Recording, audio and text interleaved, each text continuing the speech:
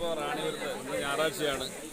നല്ല കാലാവസ്ഥ, നല്ല മഴയും അതുപോലെ നല്ല കോടമഞ്ഞും നല്ല കാലാവസ്ഥയാണ്. അപ്പോൾ ഒരുപാട് സഞ്ചാരികളാണ് ഇപ്പോൾ റാണിപുരത്തേക്ക് വന്നു പോയിക്കൊണ്ടിരിക്കുന്നത്. റാണിപുരത്തിൻ്റെ അതിമനോഹരമായ കാഴ്ചയും പ്രകൃതി ഭംഗിയും എല്ലാവർക്കും വളരെ ഹൃദ്യമായ രീതിയിലുള്ള അനുഭവമാണ്. എല്ലാവരുടെ മുഖത്തും വലിയ സന്തോഷമാണ് കാണുന്നത്.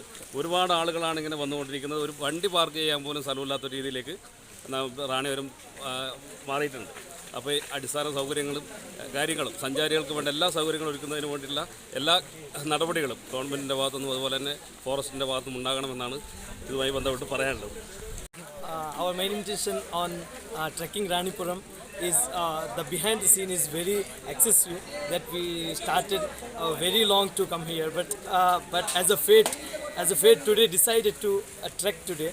So we are with excited mood. We are going to trek on this site. We can see what there and how we can trek and all. We don't know. Just we are the first experience and we can enjoy it. Okay. റാണിപുരത്ത് സന്ദർശകരുടെ എണ്ണം നാൾക്കുനാൾ വർദ്ധിച്ചു വരികയാണ്. ശനി ഞായർ ദിവസങ്ങളാണ് കൂടുതൽ ആൾക്കാർ വരുന്നത്. കഴിഞ്ഞ ഞായറാഴ്ച 2060 പേര് മല കയറി. അതിന് മുമ്പത്തെ ഞായറാഴ്ച 1899 പേരാണ് കയറിയത്. ഇന്ന് 2500ഓളം ആൾക്കാർ വരുന്നതാണ് കണക്ക് കൊടുക്കുന്നത്. ഇപ്പോൾ തന്നെ 1500 പേര് ഈ സമയമാകുമ്പോൾ തന്നെ ആൾക്കാർ കയറിയിട്ടുണ്ട്. അപ്പോൾ അഭൂതപൂർവമായ തിരക്കാണ് അനുഭവപ്പെടുന്നത്. വരുന്ന സഞ്ചാരികളിൽ 50% കർണാടക സംസ്ഥാനത്തു നിന്നാണ് വരുന്നത്.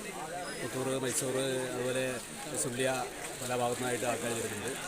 പല സ്ത്രീകളടങ്ങുന്ന ടീമുകൾ വരെ, യാത്രാ സംഘങ്ങൾ വരെ ഇപ്പോൾ റാണിപുരത്ത് വരുന്നുണ്ട്. ഒരുപാട് ആൾക്കാർ വരുന്നുണ്ട്. കാഞ്ഞങ്ങാട് നിന്ന് വരുന്ന KSRTC ആയിട്ട് ബന്ധപ്പെട്ടുകൊണ്ട് തന്നെ ഒരുപാട് ടീം വരുന്നുണ്ട്. കഴിഞ്ഞ ദിവസങ്ങളിലൊക്കെ തന്നെ അവിടുത്തെ വിദ്യാർത്ഥികളടങ്ങുന്ന ടീമുകൾ അങ്ങനെ ഒരുപാട് ആൾക്കാർ വരുന്നുണ്ട്.